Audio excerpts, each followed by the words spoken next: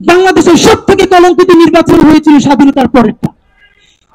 এইটা নায়ক ফারুক পর্যন্ত বলেছে, হেসে হেসে তারা 5-6 পরে তার আনন্দ নিয়ে ভোট দেয়। কত বড় নির্লজ্জ জাতি, 5 পরে ভোট দেয় তা আবার গর্ব করে। এই হলো তাদের 71-এর চেতনা। আমাদের গণতান্ত্রিক প্রক্রিয়ায় উত্তরণ করতে হবে, তবে সেটা বাংলাদেশের ইতিহাসের সবথেকে সুন্দরতম নির্বাচনের মাধ্যমে। এই ঢাকা বিশ্ববিদ্যালয়ে যেদিন সকল ছাত্রকে হল থেকে বের করে দেওয়া হয়েছে, আন্দোলন মরে গেছে, সবাই চক্ষু বন্ধ করে বাড়ি ফিরে গেছে। সেই আন্দোলনের বাঁশের কেল্লা হয়ে প্রাইভেট বিশ্ববিদ্যালয় পরের দিন যেভাবে রুখে দাঁড়িয়েছে, এই আন্দোলনের দ্বিতীয় শক্তি মানে দ্বিতীয় প্রাণ ফিরিয়ে দিয়েছিল সেই প্রাইভেট বিশ্ববিদ্যালয়। আজকে প্রশ্ন করতে চাই, প্রাইভেট বিশ্ববিদ্যালয়ের কয়জন শিক্ষার্থী জীবনে বিসিএস পরীক্ষা দেয় বা সরকারি পরীক্ষা দেয় যে তাদের কোটার জন্য নামতে হবে? প্রাইভেট বিশ্ববিদ্যালয়ের কোন শিক্ষার্থী এই কোটার জন্য নামেন নাই। তারপরে বাংলাদেশের হাজার হাজার লাখ লাখ কোটি কোটি জনতা তারা এই কোটা তার জন্য নামে নেয়, এবং তারা শুধু এই আন্দোলনের জন্যই বা হাসিনাকে উৎখাতের জন্য নামে নেয়। তারা নেমেছে এমন একটা ফ্যাসিবাদী শক্তি, যেই শক্তি তাকে ন্যূনতম মানুষ হিসেবে বেঁচে থাকার মর্যাদা দেয় না, তাকে গুম করে, খুন করে, রোজা অবস্থায় ধর্ষণ করে, আয়না ঘরে নেয়, তার জবানটাকে কেড়ে নেয়। এর বিরুদ্ধে সে বারবার লড়তে চেয়েছে, সে চূড়ান্ত কোনোভাবে ডাক পায় নাই। সেই ছাত্র জনতাকে দেখেছে নেমেছে, এই সুযোগে সে রাজপথে ফিরে এসেছে। সে শুধুই একটা ক্ষমতার তালাবদল করবার জন্য হাসিনাকে হটিয়ে আমাকে বা আপনাকে অপরাপার অন্য কাউকে প্রধানমন্ত্রী বা দলে ক্ষমতা আনার জন্য সে জীবন দেয় নাই। সুতরাং আমাদের স্পষ্ট দাবি, এই কথা বলবার পরে যদি আপনারা আমাদেরকে কেউ বলেন আমরা নির্বাচন চাই না, তাহলে আপনি হয়তো মূর্খ অথবা আপনি জ্ঞান পাপী। কারণ নির্বাচন ছাড়া বিকল্প নাই। নির্বাচিত সরকার আমাদের লাগবেই লাগবে, কিন্তু সেটা কেমন নির্বাচন? আমরা কি সেই নির্বাচন দেখতে চাই যে জেডিসিরা রাতের আধারে দিনের ব্যালট ভরে রেখেছে, তারাই তো এখন আবার রিটার্নিং কর্মকর্তা হবে? আপনি বলেন 64 জেলায় কয়জন ডিসি পরিবর্তন হয়েছে?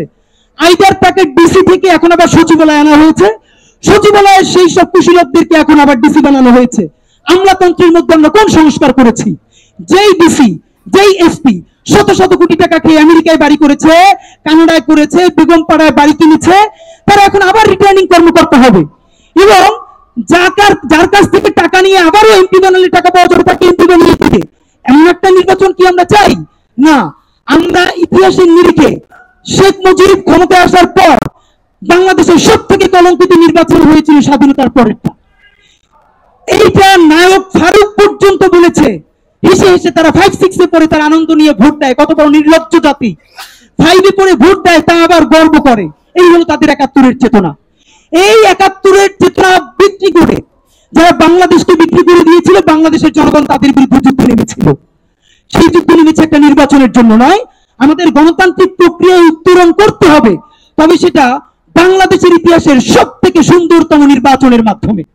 আমরা আপনাদেরকে একটা কথা জানাতে চাই, এই বৈঠকে নির্বাচন নিয়ে একটা রোডম্যাপ হলো, খুবই দারুণ।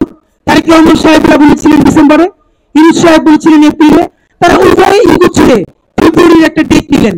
আমরা যদি জানতে পেরেছি 12 ফেব্রুয়ারি হয়তো জাতীয় নির্বাচন হবে, তো জাতীয় নির্বাচন হলে তার কমপক্ষে 3 মাস আগে তফসিল হবে, এবং এখন থেকে নির্বাচনের ডামাডোল বাজতে শুরু করবে। আপনারা মিডিয়ার ভাইয়েরা আজকে যারা এখানে জুলাইয়ের সনদের কথা শুনতে আসছেন, আপনারা 2 মাস পর আসবেন না, কারণ তখন আপনারা সারা দেশে নির্বাচনী ক্যাম্পেইনে প্রচারণা শুরু হয়ে যাবেন।